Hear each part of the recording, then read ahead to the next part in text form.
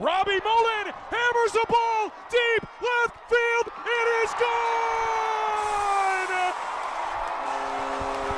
First pitch of the inning. Robbie Mullen blasts a walk-off series-ending bomb. In the air.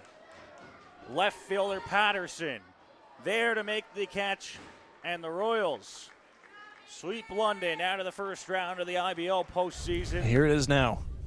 What a time for it to happen. This one's hit by Tommy Reyes Cruz, and once again he'll throw it over there and to retire his Montreal partner, and that is the series. The Hamilton Cardinals will advance to the next round. Series on the line here for Toronto. Nobody out. The pitch from Carrington. There's a deep fly ball. Center field. It's going to get down. And the Baycats will walk it off.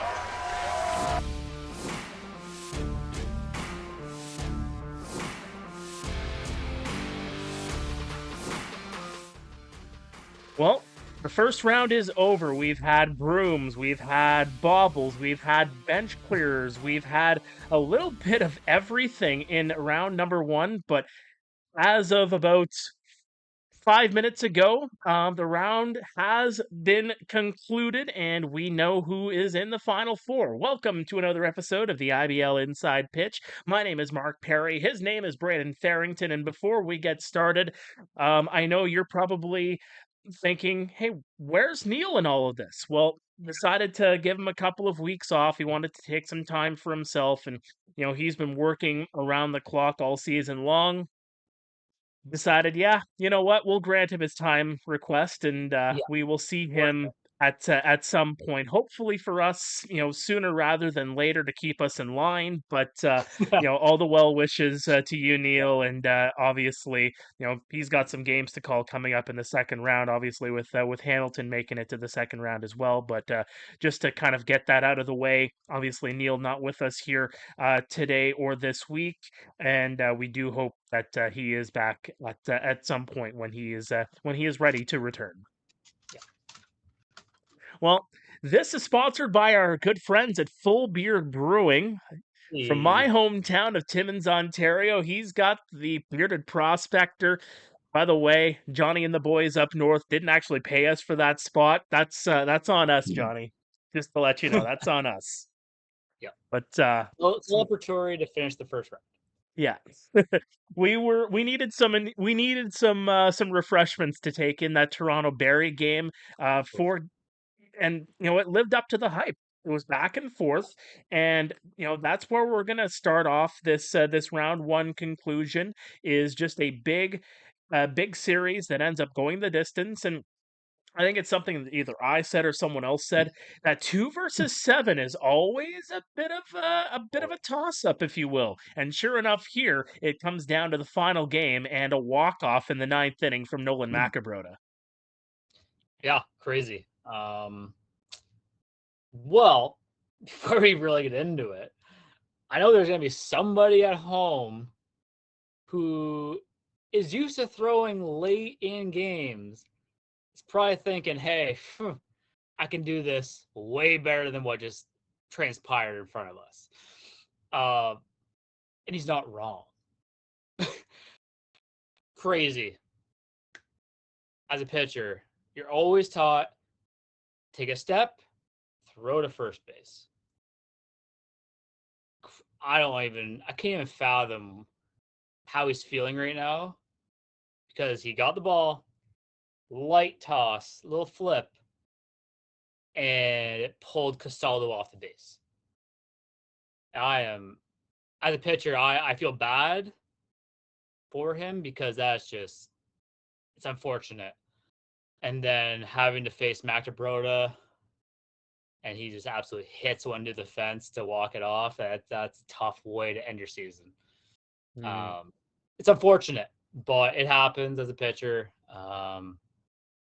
You in your back of your mind, you're like, it'll never happen to me. And then it happens at the worst possible time. And then you're like, it got me. And this isn't the first kind of miscue by the Maple Leafs in Barrie in this series. I mean, look at how game one ended. Yeah, yeah, that was yeah, it's unfortunate, but again, it's we've been saying this all year, right? It's been the who shows up to the game. It's a dominant Toronto Maple Leafs team, or it's the team that kind of saunters in, shows up, takes one, and then leaves. Um, but that you also, but they did put up a good fight. I will say that. But then obviously, sometimes bad habits kind of creep in at the worst time possible, and it happened. It sucks. Like, as we were watching it live, like I couldn't believe it. Like my jaw dropped because like that's just I was in disbelief that a little flip and then pulled them off, and it's like, okay, this is now the game changer. This is now done because it's they can sense it. It's now over. So it is what it is. It's tough goal. Yeah, it was deflating, but in what really was a good game and an excellent series as well. I mean, again, we go back to that bobble in game number one and just the miss throwing and obviously the Baycats walking it off in game number one. But that dominant Leafs team ends up appearing in games 2 and 3, and all of a sudden, a lot of the pundits, even in some of the circles that we're a part of, started talking about, hey, the Maple Leafs might actually pull this one off. Yeah, and it was just like, and even during the preview, it was like, okay, I think it was consensus that Barry was gonna win, right? But then like our boy Tom here throws out the absolute like what if scenario, and like he was almost right. like like It was very it shocked close. a lot of us. I wasn't ready for that, to be honest. I called a 3-1 series, but like this went the distance, and it literally went to the last pitch, which I didn't see that happening. So maybe Thomas has something that he knows something that we don't know. He's a wise man. He is a wise man indeed. And when you look at this Toronto Maple Leafs team and you think about where they end up finishing in seventh place in the IBL standings, a little bit of off-field stuff that they had to deal with throughout the season, some of that noise that they had to block out overall. But when you look at what they were able to do this season, Braden, they gave Welland a run for their money a couple of times, taking a couple of games against them. It even got to the point where I started scratching my head and thinking, hey, if Kitchener ends up into that seventh hole and Toronto is into that eighth spot, that might be a series that's very interesting to watch between Welland and Toronto. That is how good that's how good Toronto played against some of these top tier teams when they were really cooking. Yeah, and like they're a veteran squad, right? So they know how to win. Like I played honestly against most of these guys 2021 and 2022 there in the final. So like they know how to win. They know how to do it. It's just the build up to the playoffs, and then all of a sudden it's like, oh hey, we're now here. Welcome to, our 42 game exhibition season. We're now here. So like kudos to them, because everybody kind of knew, like even me back my head, I was like, you know what, like this team, there's something more that they're kind of holding back for everybody, and then all of a sudden they just turn it on against Barrie. Like, huh? I'm still in disbelief what just happened. So Yeah, I'm in the same you know boat. what? Kudos, like hey, like they did a great job. Like they're a good team. Yep. It's just a matter of, not flipping the ball to first base, apparently. Yeah.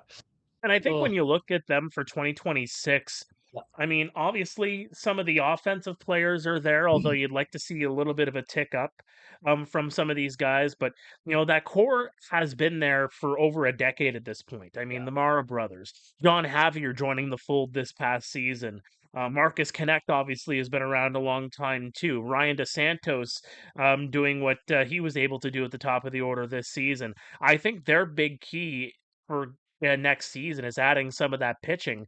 And you know what? Maybe I'm only saying that because I just see inflated numbers. And yes, they play at Christie Pitt, so those numbers are always going to be inflated. Sure. But Sure. fact of the matter is, I think their weakness right there kind of showed in this series, particularly when they had to deal with Frank Garces in games 1 and 4, and Frank just absolutely stealing the show. Yeah, like that. Frank is a tough battle, regardless of where you're playing, at Chrissy Pitts, at whatever sponsor stadium you could think of in Barrie. But honestly, like I think Toronto, they have a good nucleus there. I think they can really grow on it. I can tell you right now, De Los Santos, he is going to have a unreal season next year. Yes, he had down numbers from last year. I think he's really gonna. I'm not gonna say he's gonna dive into those numbers more, but I feel like he wants to improve on that because he deep down he knows, hey, this isn't what I am as a ball player. I want to be better. So I feel like, again, I'm gonna call it now. August 27th, 11:01 p.m. Ryan De Los Santos is going to be the guy in Toronto next year. Boom. All right. Book it. We will not be rewinding the tape in case we're wrong coming up Hey, next season, but yes, they can. we though. can The always fans we can always can. timestamp this. We can Yeah. always timestamp this. Yeah. But any final thoughts on the Toronto Maple Leafs and the season that they had, and just everything that they had to juggle all season long? Holy, what can I say without getting in trouble? They need to focus on the field and not off the field. And that's just coming from a guy with a marketing background that also played in the league. If you take care of what's on the field, you will take care of what's off the field. Mm-hmm. That's all I have to say about it. Fair enough. Yeah. All right. So that is the Toronto Maple Leafs and the Barrie Baycats. The Barrie Baycats advance into round number 2. Well, we move on, and just for everybody, full disclosure, we've taped the other 3 series results here, and the postmortems for these 3 other teams as the other game is happening. So we just talked about Toronto Barrie and their series. We're watching that game as we speak. So we're going a little bit back in time here for this part here as we look at the other 3 first-round series that have already gone through. And we're going to start with a couple of sweeps, Braeden, and we might as well start with the number 1 seed, the Welland Jackfish, taking down the Kitchener Panthers 3-love. A couple of big games there as Welland ends up being the story for them in the first 2 games of the series, and then just what a wild game 3 that was for Welland to wrap it up, and your boy Robert Mullen hitting the home run to send everybody home.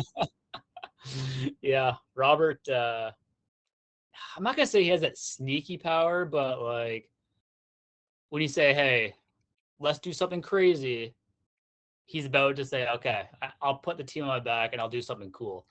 So I was also in Welland when he hit that shot. Wasn't at the game. I was across the street because I was in town playing. Unfortunately, we won, but it is what it is. Couldn't make it. But, Mark, you're not going to like this, nor will any of the Kitchener fan base. I have a hat. Ooh. I have a nice hat for the collection. Can't wear it yet. We're gonna wait for that day to happen. But okay, we're gonna put it aside for now. But I do have it. Are you just going to have all 9 teams spread across right in front of you, and you're gonna decide if you're going back which of those 9 teams you're going to do, like the college commits, and just put the hat on? Oh, that'd be fun. That'd be good. That'd be entertaining.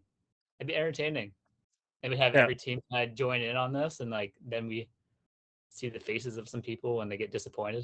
Yeah, we don't have to do the full hour like LeBron did, but Yeah. I mean, I mean, that'd be we crazy. can do something with it. That'd be fun. Absolutely. Yeah, But just back to to break Jackfish. down this series, yeah. Yeah, they like I said during the preview, like this was gonna be, I'm not gonna say a cakewalk. It pretty much was. They had a scare. Good for Kitchener to do that. Great job for them. No one saw that one coming, so kudos to them. They did have some fight in this series. But like I will say this, kudos to Owen McNeil. Like, dude, like this guy balled out, showed up when the team needed him, threw a gem. You can't ask for more as a pitcher. Like, you're one dude on the field. Like, you're not going to be you can't throw a perfect game, honestly. Like, that's highly unlikely. And for a guy to be in Woodstock, Ontario all day, well, sorry, all weekend, technically, for the U13 national championships, to pack his stuff up and take on the Welland Jackfish, that's not an easy task. The fact that he came in, shoved, did his thing the best he could, you know what? My caps off to him, because, I was very critical on the Panthers all year, and I know he watches the pod and or listens. So I'll give him my flowers where they're due, and here we are. And I did tell him, hey, let's do this. Give him a little bit of a pep talk. Yeah, yeah. I don't know if it was because of me, but I'll take it No, forever. he played great, as did Evan Elliott in game number 3. And you look at this series and the way it broke down. Obviously, Tio Ortega was the story in game number 1, and Welland was able to get their runs when they needed them. You go to game number 2. It's the same old story that Kitchener, they end up finding their way behind the 8 ball, but they're able to get a couple of runs in the form of a home run from Matteo Zeppieri, a 2-run shot later on in the game. Zeppieri off to school for game number 3, not available to them, and Kitchener just makes a game of it in Welland, and like you said, put a scare in them. Yeah, like you don't expect it, right? Like, I get it. Like, Welland's going in back at home. They're like, okay, we're feeling good, and then that's usually when something happens. Like, when you don't expect something, and then all of a sudden it's like you're on your heels. You're like, uh-oh, now we have to like really turn it on. And luckily for Welland, my boy Robbie Mullen hits an absolute nuke into the dark. First pitch in the 10th inning. Yeah. Thanks for coming, everybody. Yeah, didn't waste any time. And and this kind of leads me into the Kitchener conversation, and just a lot of the things that they have dealt with this year in terms of not being able to hold leads when they actually have them. You go into game 3, you're up in the 9th inning. Matteo Porcelato ends up tying the game, and then you end up losing it. So it's another one of those games where Kitchener has the lead in the 9th, but they're not able to hold on to it. It's been a tale as old as time this season for them, where they have given up a number of leads in some of these games, and unfortunately for them, this time it ends up ending their season. Yeah, it's just the way it goes. It's unfortunate, but I think for Kitchener, I feel like they really on the roster didn't have a whole lot of guys that have been in the playoffs. Even not all year, didn't really know the other guys in the league that well. So I feel like when they did make a mistake, it was over the plate, and it was a huge mistake. Where if you knew the batters through and through and been around the league a while, maybe those mistakes aren't as big, because you're going to be missing the spot, not throwing it down the middle. It's, you can throw something on the outside, hope for a chase, and then maybe they'll get themselves out. Where, when you're a little bit younger and experienced, it happens.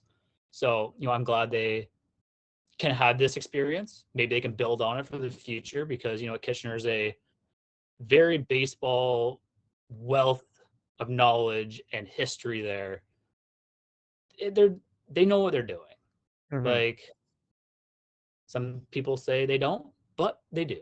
Like, it's not their first rodeo. They can come back from this. And it's their first year with their new ownership. Yeah. Shanif Hirani into his first year as the general manager. And you know what? Any miscues or any successes, this is the year that you're able to build off of those, learn from them, and then you go on into next season. And when you think about what they have going into next season, there is a bit of a core there. And at the same time, too, possibly Blake Jacqueline, possibly Jed Jarvis coming back next season as well. I know Blake took this year off because he had an internship rather with the NCAA. Yankiel Morris, how does he heal? Does he end up coming back into the fold next season? Right. But there is a bit of that core there. Junior Ibarra obviously is cemented in behind home plate. But I think for the Kitchener Panthers, you look at that record with the 17 wins that they had this season, there is something to build off of. And again, this ownership group and this management team will be able to learn from this season moving into 2026. Yeah, and like for this young group, I think it might have been honestly a benefit for them to go through this. Because, for example, if you win every game, blah, blah, blah, make it easy, right? You don't learn anything, right? And then you have these grand expectations, and then that's when you fall short of those. So I would rather see a team, especially in the first year of ownership group, you make these little mistakes, you learn from it, and then you build on. Like that's how you sustain a championship team. You just learn, and then you just build on to what you're already building. Yeah, and that pitching staff too. I mean, you have Andy Vargas, you have Owen McNeil, you have Evan Elliott this season. I'm curious to see what that starting rotation ends up looking like next year. Who ends up coming back, who doesn't. There is quite a bit of time from now until first pitch in May of 2026, but those are three quality arms. And I mean, you mentioning Owen McNeil absolutely shoving. He absolutely did, not only in the playoffs, but all season long. And, he's a bona fide starter in this league, and he cemented himself as such here in 2025. So very curious to see what the Kitchener Panthers are going to be up to in the offseason ahead of 2026, on and off the field as well. Yeah. Well, let's move on to the other sweep. It is of the quote-unquote upset variety as the lower seed ends up coming out with the win. The Guelph Royals sweeping the London Majors in 3 straight games. Yeah. For me personally, like I said in the preview show this would happen, and it literally went as I said. Custodio would come out, absolutely dominate. He did. And then the rest would kind of unfold after that. And for me, I was literally watching game 1 from a hotel room, and it was frustrating because it was just like, you could just see this whole thing unfold the way I was explaining it. And I'm like, how is it that easy? Like, even that, like, I felt bad, like, for Piano, because, like, he's been dominant all year. And for him to come out in the 5th, I'm like, man, like, this was the one game they had to win. And for their bona fide number 1 ace to come out in the 5th inning, that was like, here's a red flag. And then the rest of the series kind of took a toll on its own. And even that, like, I did speak to a couple guys, I'm not going to mention whom. They were kind of thinking, once the series was done, it was like, listen, okay, like, yeah, this didn't work. It is what it is. Now we move on. So I'm glad that all transpired. But yeah, Guelph, they're good. Like, they are they're a pesty group that even when, like, they're kind of in that lull middle part of the game where like everything's kind of going, no one's really paying attention. That's when that one big hit happens, and then it's just like, okay, now we're back. Exactly. And then the adrenaline's going again, and then it just keeps on going. The bullpen was great for them. Yeah, like you can't really say much. You know what? Yeah, game 2 was close per se, but it really wasn't in the grand scheme of things, I don't think. But kudos to both teams. You know what, they put their best foot forward, and that's all you can ask for in a series, honestly. Yeah, and you look at Garrett Takamatsu. I mean, leading the pack, 6 RBIs, batting .583 in those 3 games. I mean, it's his time of year, it seems. Yep, that's a veteran stepping up when the lights are on the brightest, and that's what veterans do. They've been around the league. They know what the playoff grind is. They understand. I will say the one thing I didn't understand, and I know people in the comments, you know what, say what you want in the comments about this situation. The tag in game 3. I saw it. I watched it. I did not think it was as big of a thing as people made it out to be. And that's just my own take. I have seen bigger hits. I have seen former Kitchener Panthers players blow up a London major pitcher running to first base. And that little tag caused more of a scene than that big blow up years ago. And I saw it. I'm like, what are we doing? Like, that did not need that to happen. But you know what? I'm glad cooler heads kind of prevailed there. And they went on to do baseball activity stuff. In game number 3, Liam Wilson also coming out with a 3-for-5 performance, 2 RBI, hitting .538 in the playoffs. Another one of those bats that we were talking about a month ago, where we're like, Liam Wilson, Andy Leader in particular, 2 guys that were really kind of looking for them to really step up and do a little bit more than they were doing. And again, Wilson ends up stepping up big time and ends up having a 3-for-5 performance in the clinching game. Yeah, that's a guy that's, again, been around. Like, he understands this is the time that you need to show up. And if you don't show up, guess what? You're probably going to go home. Well, they're not going home, so that's good. Yeah, we'll see what they are up to in round number 2, but that pitching staff, I mean, the pitching differences, especially into game 3. I mean, you have Antonio Frias, who maybe a little bit old, a little bit hot as he was in the last month since arriving to the Guelph Royals. Has a really good performance, 5 innings of work in that game number 3. Obviously in the first 2 games, Claudio Custodio and Jacob Cush both as advertised. But then you go into game 3 and, it's kind of, again, tale as old as time. We were talking about it all season long. The pitching depth, a huge mismatch when it comes to the pitching depth, in my opinion, and I'm sure yours as well.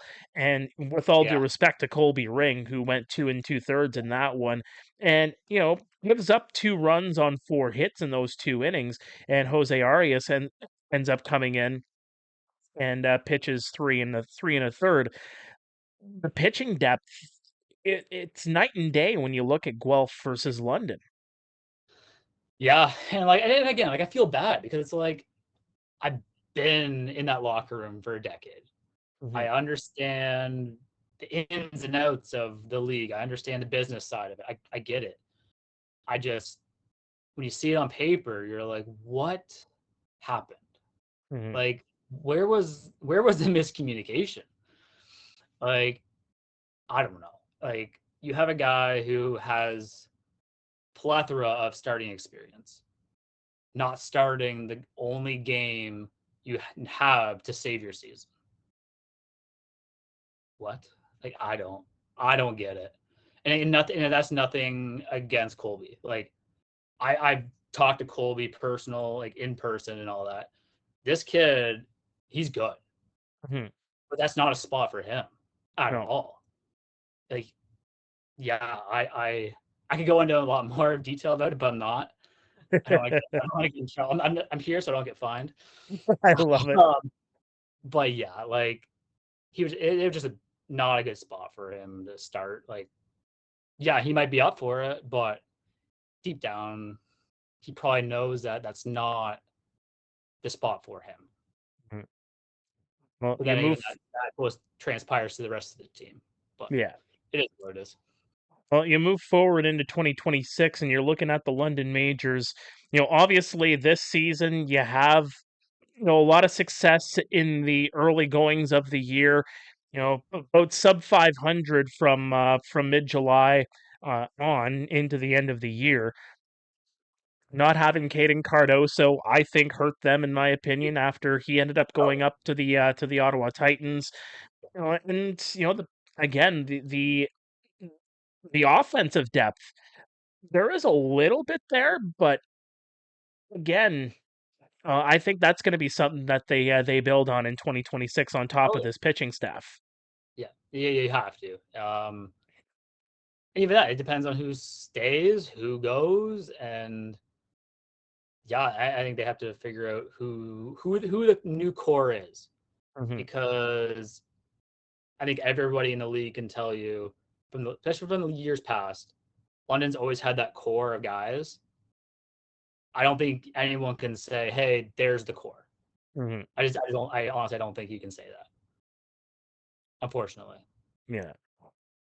And they have building blocks in place. Again, it's just depending on if they actually return in 2026. I mean, Rambo, probably you're going to have him back in the lineup this year. Next season, he's pretty much kind of that core piece, if you will, at this point, without Cleveland Brownlee in the fold anymore. Eddie DeOlio probably ends up coming back as well. He'll be your starting catcher once again. But then you look at Tucker Zadunik, you look at Toby Simmons, you look at Francisco Fajardo.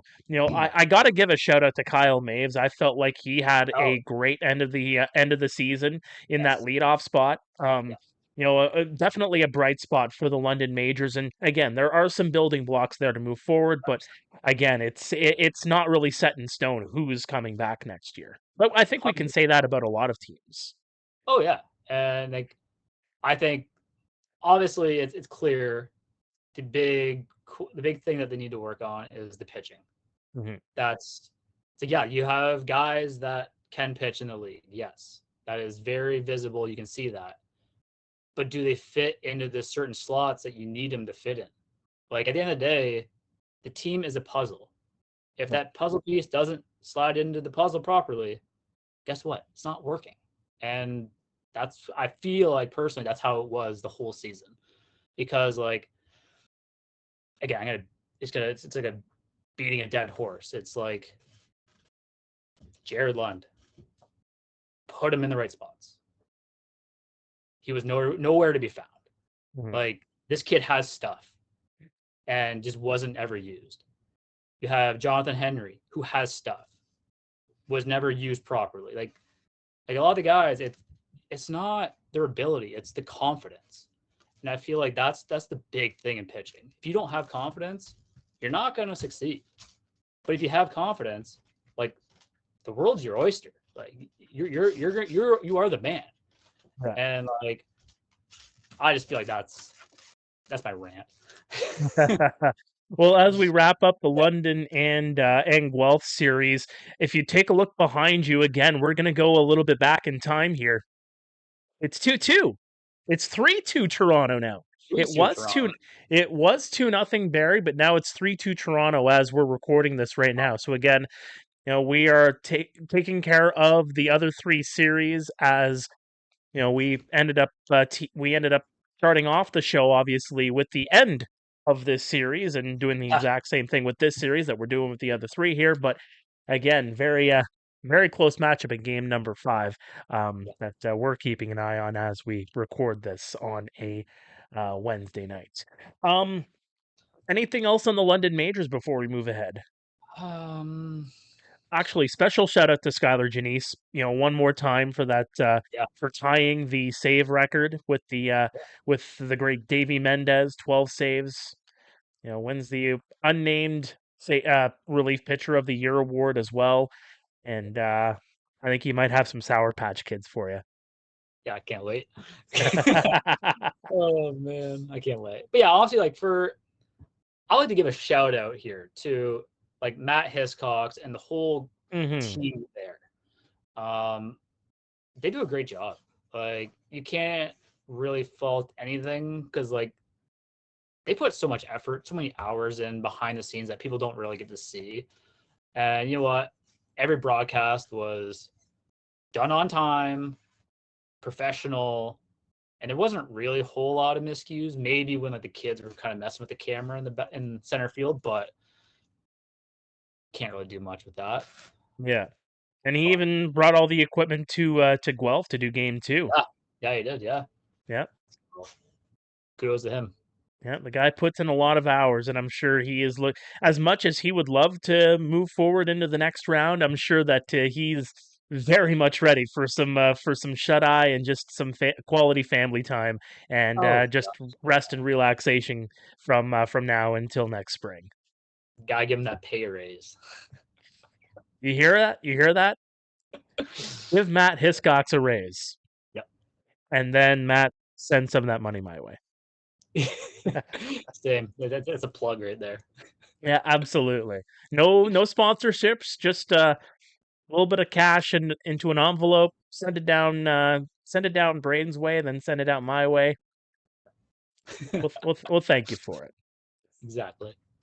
All right, the final series that we are taking a look at is, of course, the 4 versus 5 matchup. First of all, congratulations to the Chatham-Kent Barnstormers winning their first playoff game in franchise history.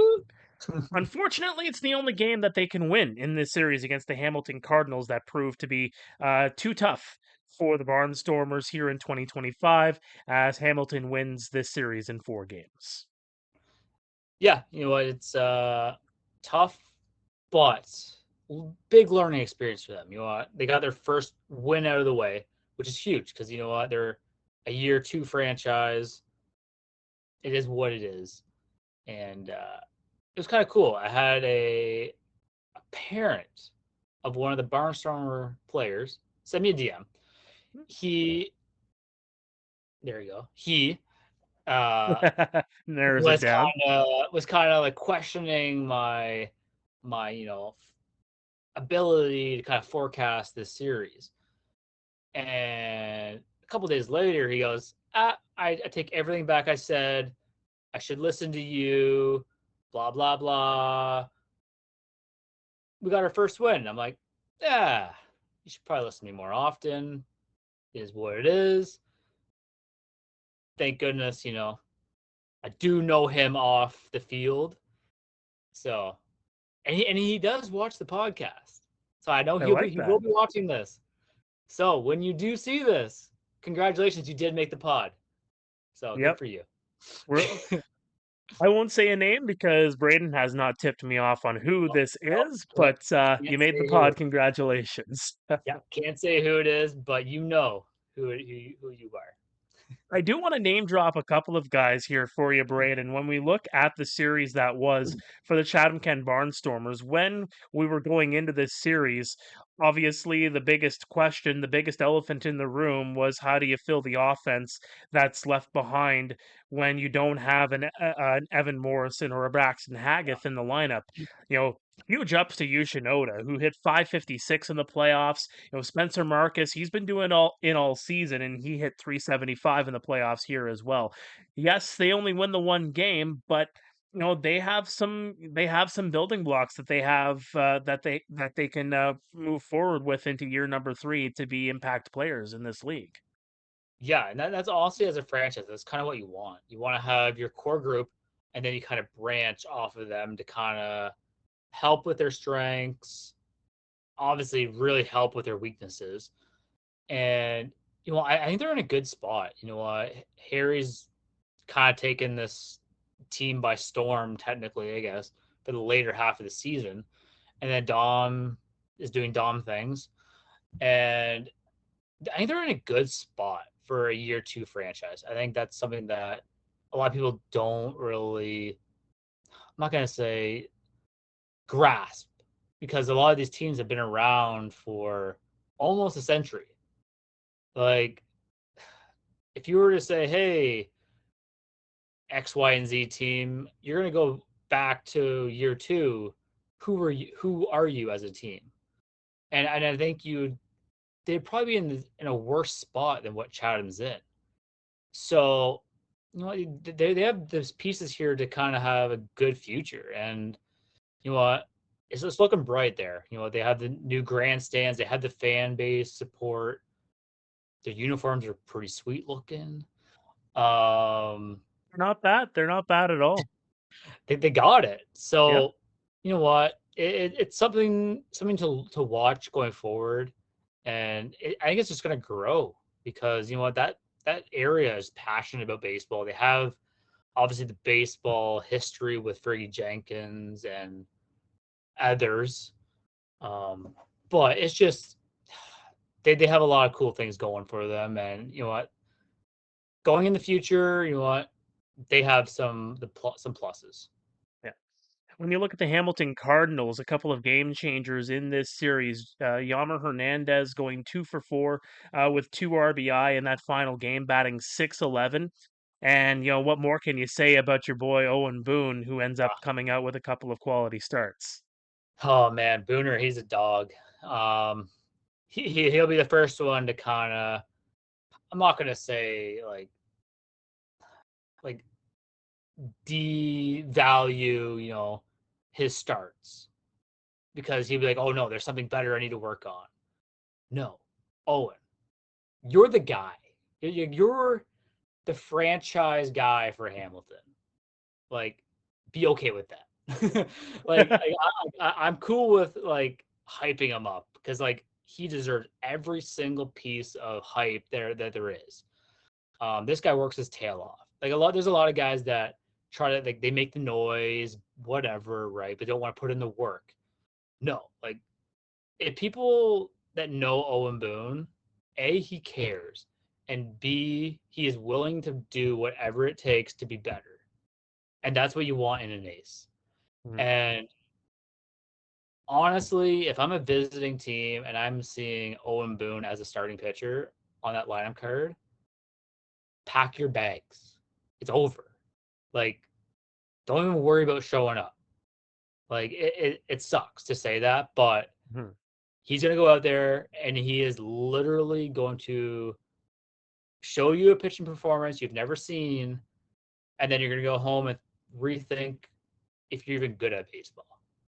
That's how good he is. And people don't have, like, yeah, people are going to say, oh yeah, he's so good. No, you don't understand. Some people don't understand what goes into his starts. It's really good. And seeing it firsthand it's incredible to watch. And good luck to whomever wants to try to take the ball out of his hand. Because he is a gamer and it is awesome. It's the reason why you call it Boone Day, right? Literally, every day he starts, don't worry about trying to pitch if you're on that team, because it ain't happening. Yeah. In the nicest way to say that. Well, and you know, beyond, you know, those two individual performances, you just look at this team, Hamilton as a unit.